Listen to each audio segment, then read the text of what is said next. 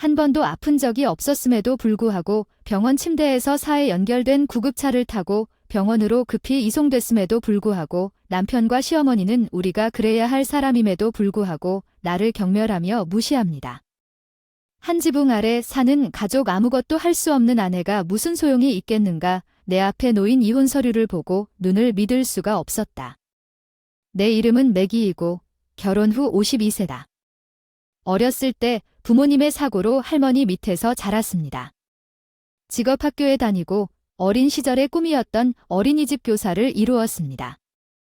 충실한 삶을 살고 있었는데 남자친구도 없이 30을 넘기면서 참을성이 없는 할머니, 지금의 남편 타일러를 로맨스 방식으로 소개시켜줬어요. 잘생긴 외모와 온화한 외모와 다소 강인한 내면에 갭에 반했고 점점 친해지면서 할머니의 건강이 갑자기 나빠져서 급히 결혼하게 되었고 내가 신부 가운을 입고 있는 모습을 지켜보는 식에서 할머니는 나에게 작은 유산을 남겨두고 평화롭게 돌아가셨다. 나중에 타일러가 돈을 많이 벌지 못할 것 같다고 고집을 피웠다. 나는 주부가 되었고 곧 상속 재산을 계약금으로 사용했다. 고급 교회의 집, 고소득 남편과 아름다운 새 집, 항상 가족을 그리워했던 나는 마침내 가족과 함께 행복을 찾을 것이라고 의심하지 않았지만 곧 슬프고 슬픈 현실이 나에게 무너졌습니다. 아이를 가지다 난임 치료의 가능성을 깨달았을 땐 이미 이상적인 출산 연령을 넘은 상태였기 때문에 우리는 아이 갖기를 포기하고 둘만의 비교적 행복한 삶을 살기로 마음먹었지만 그러지 못한 사람이 한 명 있었습니다. 시어머니 레이첼과 우리의 관계는 처음부터 결코 좋지 않았지만 아이를 갖는 것을 포기한 후에는 집을 방문할 때마다 그녀로부터 괴롭힘을 받기 시작했습니다. 얘들아, 집에 오면 열심히 일하는 게 좋을 거야. 그녀의 터무니없는 요구 때문에 혼란스러워서 미안해. 그녀는 싱긋 웃으며 매기가 모든 집안일을 알아서 다행이라고 말했다. 거실에서 쉬자. 우리도 그녀의 인도를 따라 친척들은 서둘러 밖으로 나갔다. 부엌에서는 친척들이 고맙다고 말하거나 도움이 필요한 것이 있으면 알려주세요라고 말할 것입니다. 물론 그들은 내 횡포한 레이첼의 말이 절대적이고 아무도 기꺼이 불쾌한 일을 하지 않을 것입니다. 특히 추운 겨울과 더운 여름에는 부엌 일을 한다. 시골에 있어서인지 시댁은 남성 우월주의 성향이 강했고 시아버지가 이끄는 남자들은 술을 마시고 결혼을 시키며 여자들은 바쁘다. 준비 과정에서 나는 어느 정도 이해할 수 있었지만 우리가 아이를 가질 수 없다는 이유만으로 이 모든 일을 맡게 될 것이라고는 전혀 예상하지 못했습니다. 나는 술을 마실 수 없고 술주정꾼을 대접하기보다는 혼자서 부엌을 처리하고 싶지만 그래도 나는 허락합니다.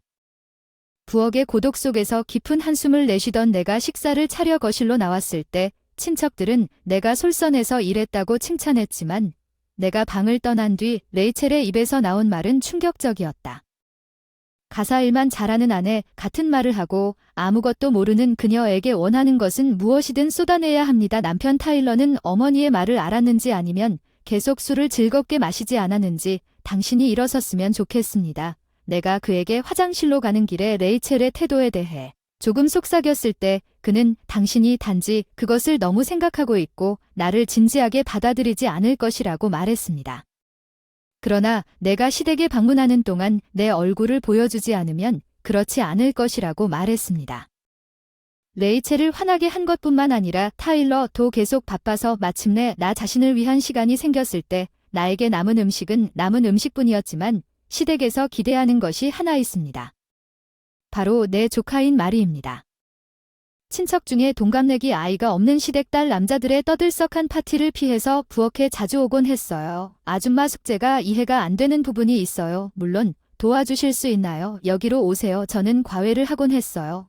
결국 직업학교에 다니면서 과자를 먹으면서 부엌의 작은 식탁에서 머리를 가르치거나 그녀와 카드게임을 하곤 했습니다.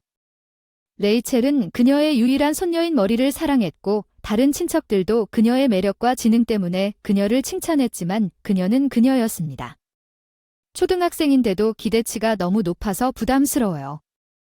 하버드를 목표로 하든 커서 정치인이 되든가 하는 게 너무 짜증나죠. 그렇죠. 결국 내 인생은 내 거니까 나도 동의한다고 고개를 끄덕였어. 그녀는 안심하게 웃었습니다. 제 꿈은 제가 사람들을 도울 수 있는 직장에서 일하는 것입니다. 그러나 할머니와 다른 사람들에게 모든 일에 대해 너무 참견한다고 말하지는 마세요. 그녀는 집게 손가락을 입술에 대고 윙크를 하더군요. 그렇게 하는 모습은 너무 사랑스럽습니다. 우리 아이들도 이렇게 되었을지 궁금하지 않을 수 없습니다. 레이첼은 머리와 나는 그런 것을 좋아하지 않는 것 같지만 너무 많은 말을 해서 손녀를 화나게 할까 봐주저하고 있을 것입니다. 나는 머리화를 좋아합니다. 저도 주변에서 너무 좋아해요. 시간이 지나고 마리가 자라면서 집에 올 때 힘든 시간도 잘 이겨냈고 시댁에서 나에게 맡겨졌던 집안일도 점차 언니까지 도와주기 시작했어요. 가끔 찾아오던 시댁이 도와주기 시작했고 시댁 생활도 좀 편해졌는데 추운 날 아침 준비하느라 바빴는데 전화벨이 끈질기게 울려서 아침에 제일 먼저 하는 투덜거림 타일러가 전화를 받았어요. 일이 급한 일이 있어서 큰 목소리에 깜짝 놀랐어요 하던 일을 멈췄어요. 뭐가 잘못됐나요? 아빠요. 시아버지가 갑자기 돌아가셨나 봐요. 회사에 가다가 심장마비가 온 것 같아요. 레이첼이 오늘 아침에 그를 발견했을 때 밤늦게 물을 마시기 위해 차가운 부엌 손님들을 보살피느라 바빴습니다. 타일러와 레이첼이 방 한구석에서 깊은 대화를 나누는 모습이 보였습니다. 궁금했지만 지금은 물어볼 시간이 없었습니다. 나중에 물어보면 될 것 같았습니다.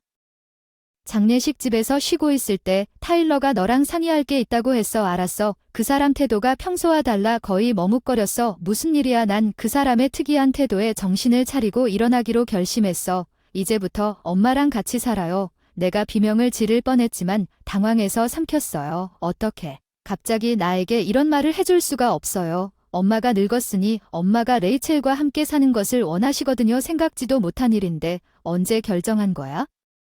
아무것도 들어본 적 없는데 왜 허락이 필요해? 이 집을 샀고 우리가 함께 살 사람은 내 친어머니야.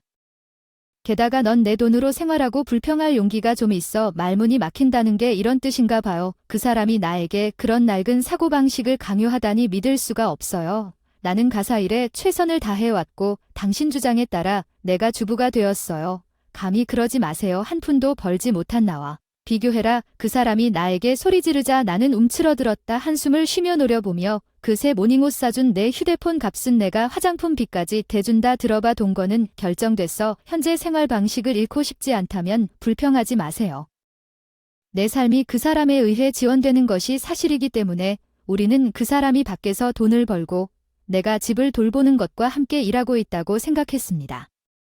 도움을 청할 곳이 없습니다. 가족도 없고 저축도 없고 일자리를 찾는 것이 쉽지 않을 것입니다. 그와 떨어져 있다는 생각은 끔찍할 뿐이었습니다.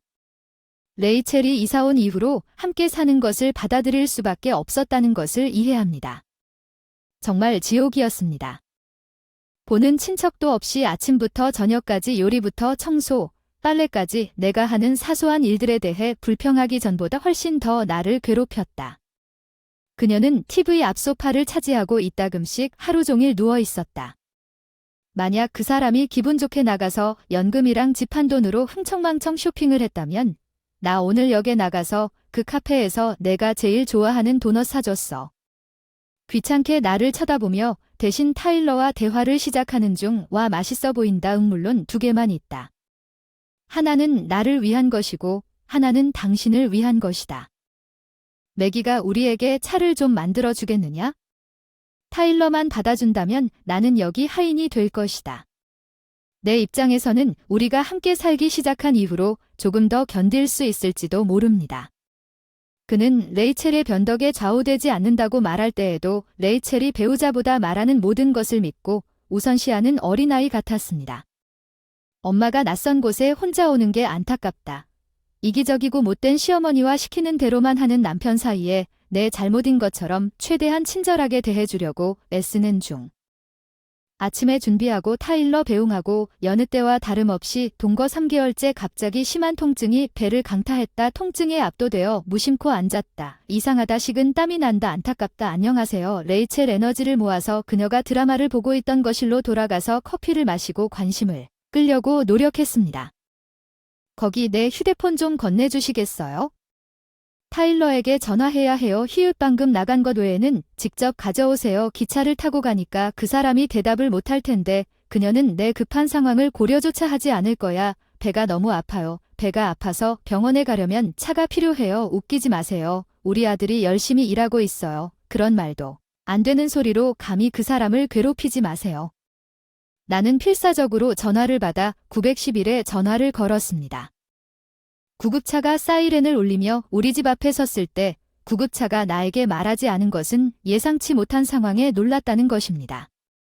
사건 레이첼은 내가 타일러에게 연락할 수 없다면 눈을 크게 떴다. 내가 타일러에게 연락할 수 없다면 어떤 선택을 할 수 있겠는가? 이 믿을 수 없을 만큼 분노로 가득 찬 상황에서 어떻게 그렇게 큰 일을 만들 수 있겠는가? 그녀는 나를 노려보며 구급대원이 나를 들것에 재빨리 실어 넣었다. 나를 데려다 주었으니 걱정하지 마세요. 가장 가까운 종합병원으로 데려가겠습니다. 오랜만에 누가 이렇게 친절하게 말해주셔서 안도감을 느꼈고 누워있는 순간 의식이 희미해지기 시작했습니다. 병원 침대 밖은 이미 어두워졌고 거기에는 우아하게 옷을 입은 레이첼과 타일러가 여전히 양복을 입고 내 옆에서 눈살을 찌푸리고 앉아 있었습니다. 브랜든 박사에 따르면 브랜든 박사가 나에게 일주일 동안의 입원을 통보하고 떠난 후 위궤양이 발생한 것 같습니다. 내가 출근하자마자 타일러는 깊은 한숨을 내쉬었다. 당신은 나를 걱정하고 있는 것이 아닌가? 내 마음에 작은 호비빛이 켜졌는데 나는 왜 전화 대신에 다시 전화하지 않았는가를 크게 착각했다. 구급차 너무 과민 반응이라 마음속 작은 불꽃이 한순간에 꺼져버렸어. 마치 희망의 촛불이 밑바닥에서 잔인하게 꺼진 것 같은 느낌이었어. 넌 맨날 이러잖아. 우선순위를 다 잘못해서 집안일을 못하잖아. 아니. 내 스트레스의 주된 원인은 레이첼이 70%이고 너가 30%라고 마음속으로 말했는데 침묵하자마자 레이첼은 희죽희죽 웃으며 말했다. 주부의 일은 집안일을 하는 것인데 여기서 당신은 일주일 동안 입원을 하고 직업을 포기한 당신은 아내로서 실패자입니다. 주름진 손으로 이혼을 진행하자 그녀는 선이 적힌 서류를 꼭 쥐고 있었습니다. 이혼 서류 정확히 엄마 말이 맞아요. 그는 무심코 동의하고 능글맞은 웃음으로 양식을 작성하기 시작했습니다. 잠시만 기다리십시오. 지금 버림받으면 어떻게 될지 당황했습니다. 그에게서 서류를 빼앗으려고 했지만 내 몸은 그러지 않았습니다. 내가 원하는 대로 움직이지 않자 마침내 그에게서 완성된 양식을 가져왔을 때 그는 내 괴로움이 재미있다는 듯 활짝 웃었다. 그녀는 내가 절망에 빠져 이혼 서류를 무너뜨리는 모습을 지켜보며 나 없이는 살 수 없다. 레이첼은 당황해서 비웃었다. 한심하다. 타일러와 함께 즐겁게 기절하며 나는 그가 내가 가장 좋아하는 가방과 봉투를 내 앞에 놓는 것을 지켜보았습니다. 나는 이번에 필요한 필수품을 가져왔습니다. 우리 둘 다 바쁘기 때문에 필요한 것은 스스로 가져오십시오. 봉투 안에는 이 정도면 충분할 것입니다.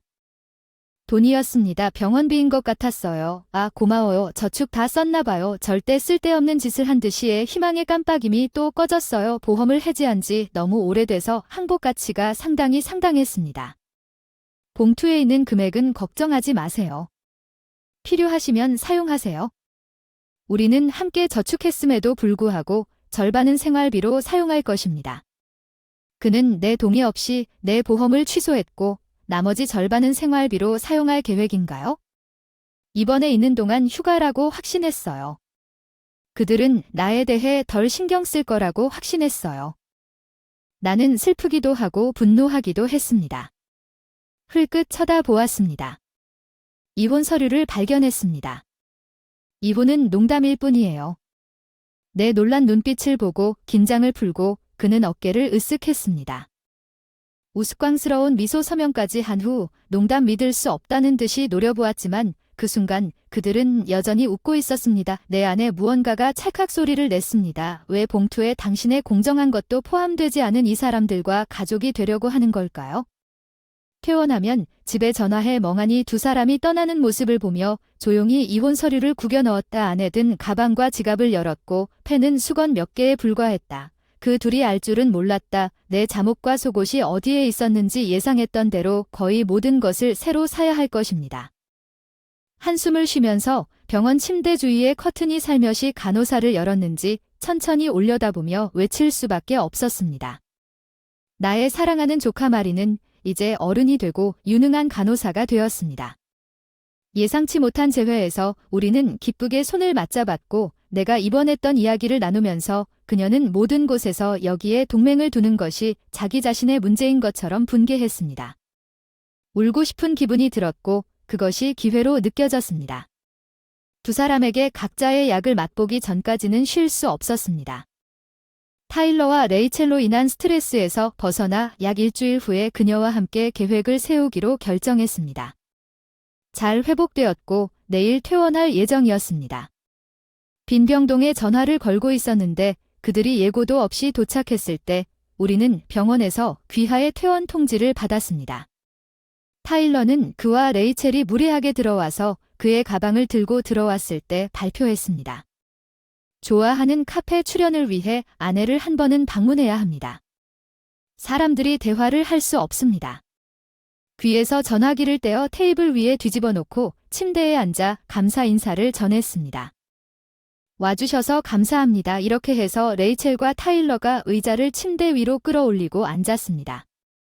충분한 휴식을 취했습니다. 내일부터 다시 효율적으로 작업을 시작해야 합니다. 예상대로 갑작스러운 인사말이군요. 테이블 위에 종이 봉지에 도넛 2개가 들어있었다고 주장하면서요. 이번 방문은 저를 위한 것이 아니었습니다. 아래층 상점에 가서 차를 좀 사서 그 정도의 환대를 받을 수 있습니다. 타일러는 귀중한 시간을 내어 여기로 왔습니다. 돈이 하나도 남지 않아서 꽤 많은 시간을 소비해야 했습니다. 내가 고개를 저을 때 잠옷과 속옷을 물어뜯는 그녀는 병원 입원에서 문제만 일으키는 것만으로는 만족하지 못한 채 분명히 짜증을 내며 혀를 찼다. 넌 차 한 잔 사는데도 인색하다. 라스 오브 본즈와 진짜 레이저 뼈는 누구인지 궁금하다. 바로 그때 침대를 가르는 커튼이 활짝 열리면서 웃는 여간호사가 모습을 드러냈다. 병원에서 며느리를 괴롭히는 게 재미있니? 할머니의 레이첼의 얼굴은 충격에 창백해져 입을 벌렸다. 물론 거기에는 사랑하는 손녀가 서 있었다. 일하는 간호사 여긴 말이네. 병원이 아니야. 왜 여기 왔어? 방금 이 병원으로 옮겼는데 나에게도 꽤 충격이었어. 이 병동에서 도움을 달라는 요청을 받았는데 이모가 여기 있는 걸 봤어. 위궤양 넌 술도 안 마시고 담배도 안 피운다는 말을 듣고는 의구심이 들었지만 내 대화를 보고 나니 마리의 차가운 시선과 말에 덜덜 떨고 있다는 확신이 들었다. 레이첼은 대답하려고 애썼다. 아니 뭔가 오해하고 있는 거야. 마리가 변명하는 건 봉건적이야. 나 레이첼을 화나게 하는 역할만 했다고 말했어. 이 일을 하지 않을 수 있었지만 결국 모든 게 다 해결되는 걸 알잖아.의 휴대전화를 들어 그녀에게 화면을 보여줬더니 진행 중인 통화에서 내 처제 이름이 나와 타일러의 질책이 얼마나 기만적인지 알 수 있었어. 스피커 모드에서 전화를 통해 그녀의 목소리가 천둥처럼 울렸을 때 아내가 충분히 입원했다는 것을 알면서 이미 일반적으로 독단적인 타일러도 스턴이 내 처제와 조카를 꾸짖는 것보다 움츠러드는 것처럼 보였습니다. 이것은 어떤 행동입니까? 타일러와 레이첼은 정의감이 강해요. 병실에서 타일러 레이첼과 나 사이의 대화에 떨어지는 전야는 이제 줄어드는 타일러와 레이첼을 지켜보며 형수가 제안한 전략이었다. 나는 서둘러 그녀에게 감사하다고 통화를 종료했다. 그리고 슬럼프에 대한 내 시선을 고쳤어. 타일러는 지난주에 쉬기 위한 게 아니었어. 일주일 전에 이혼 서류를 작성했다는 걸 기억해. 난 이혼하자고 받아들였어. 그는 나를 보고 놀랐고 당연하게도 그는 직업이나 집이 없는 주부를 상상하지 못할 것 같다. 그녀의 현재 생활을 기꺼이 포기할 것입니다. 그의 어리둥절한 표정은 내 반응에 기분이 상한 듯 나를 웃게 만들었습니다. 그는 직업도 집도 없이 무엇을 할 계획인지 반박했습니다. 나는 침착하게 대답했습니다. 나는 이 병원에서 일하겠습니다. 근처에 살고 알고 있는 간호사 감독자 머리는 내가 상황을 설명한 후 내가 이 직업을 빨리 얻을 수 있도록 도와주었습니다. 나는 이런 이웃 관계로부터 이익을 얻을 것이라고는 전혀 예상하지 못했습니다. 그는 당신이 의사나 간호사가 아니라고 비웃었습니다. 어떻게 병원에서 일할 수 있습니까? 그러자 머리는 미소를 지으며 부드럽게 삼촌에게 당신은 정말 그렇지 않다고 설명했습니다. 아무것도 모르는 종합병원에는 의사, 간호사뿐만 아니라 다양한 전문직 종사자들이 있는데 곁눈질로 멍하니 표정을 짓는 그녀는 나에게 윙크를 했다. 우리 병원에서 공부할 때나 카드게임을 할 때 나누던 눈빛이었다. 법률라는 병원의 아픈 아이들을 위한 보육시설에서 보육사로 일자리를 얻었습니다. 기숙사가 있으므로 숙소는 문제가 되지 않을 것입니다. 나는 확신을 가지고 선언했습니다. 레이첼은 말문이 막혀 타일러의 어깨에 손을 얹고 나를 노려보며 그녀를 내밀었습니다. 주름 쏜 장난치지 마. 더 이상 내 며느리가 아니면 병원비는 다 갚아야지. 아니, 이건 내가 보관할게. 이혼 합의금은 내가 보내줄게. 나중에 이혼 시 자산 분할에 대해 아시나요? 우리가 함께 축적한 자산의 절반을 청구할 수 있습니다. 타일러는 당황한 표정으로 나를 바라보며 고개를 저었지만 스트레스로 인한 스트레스 때문에 나는 그에게 미소를 지었습니다. 너와 내 엄마가 나를 입원하게 만들었어. 나도 보상금을 청구할 거야. 여기 목격자도 있어. 레이첼을 바라보는 마리의 차가운 눈빛. 예상치 못한 상황의 전개를 견디지 못하고 레이첼과 타일러는 도넛 2마리만 남겨두고 재빨리 방을 빠져나갔다. 마리, 넌 항상 단 걸 좋아했지. 그렇지, 낭비하기 아까워서 종이 가방을 건네며 맛있게 드세요. 그녀는 다음 날 퇴원하고 제출한 어린 시절과 똑같은 밝은 미소로 고개를 끄덕였습니다. 나는 위자료를 요구하지 않은 대가로 이혼 서류를 제출했고 재산 분할에 대한 상당한 합의금을 받았습니다. 나중에 머리의 상사를 통해 타일러와 레이첼이 며느리를 감옥에 보낸 악당으로 동네에서 악명을 떨쳤다는 사실을 알게 되었을 것입니다. 새로운 생활에 적응하고 있는 동안 병원에서 같은 기숙사에 살았던 머리는 한동안 함께 살았던 두 사람에 대한 소식을 계속 알려주었지만 레이첼 로이는 오늘 아들이 이끄는 집안일을 따라갈 수 없었습니다.